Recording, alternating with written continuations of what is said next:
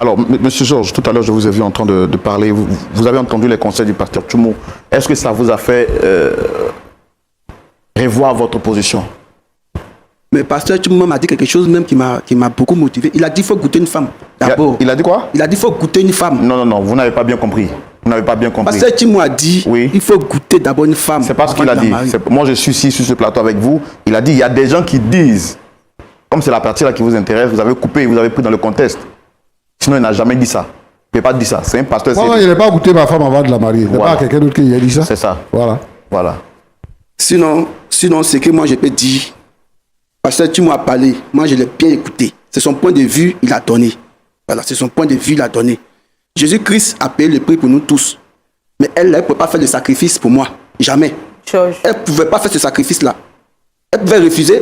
Parce que Timo a dit tout à l'heure là qu'il y a des filles, même quand le mari dit il faut avorter, elle dit non, si tu ne veux pas, il faut me laisser mon enfant là. Même si c'est pour moyen gravé, je vais rester avec lui jusqu'à je vais l'élever. Mais c'est vous qui l'avez encouragé à le faire. Mais elle était consentante. Oui. Et c'est qu'à part les deux grossesses, ça même là, elle a dû même derrière moi enlever encore d'autres encore à mon insu. Vous avez des preuves de ça? Je sais. Je n'ai pas de preuves, mais je sais. Je sais parce que cette fille, elle est chinoise. Elle est très chinoise. Moi, je sais.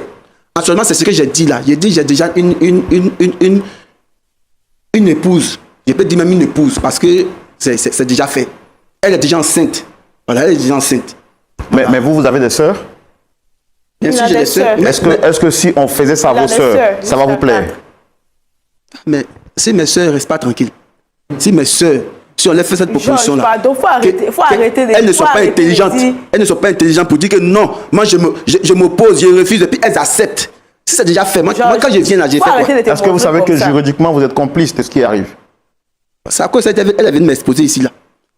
Elle est venue m'exposer. Si tu étais resté à la maison, là, est-ce qu'elle allait venir t'exposer? Cette chaîne-là, moi je la suis depuis longtemps, mais je n'ai jamais pensé qu'un jour là, elle allait m'envoyer ici là.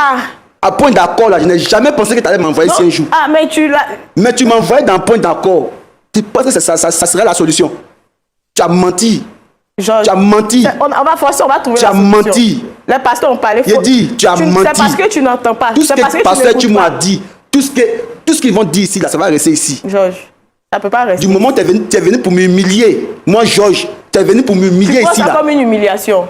Ça ne peut pas rester ici. C'est qu'elle est enceinte là, je ne sais pas comment, peut-être qu'elle va accoucher parce que vraiment, elle va accoucher. D'accord. Elle va accoucher. Tu dis ici méchant, c'est parce qu'elle loue tu ne vas pas me laisser comme ça. C'est parce qu'elle loue maison, tu donnes dedans. Tu ne vas pas me laisser comme ça, Georges. Tu ne vas pas me laisser comme ça. Tu vas arrêter de payer cette maison là. Tu ne vas pas me laisser comme ça.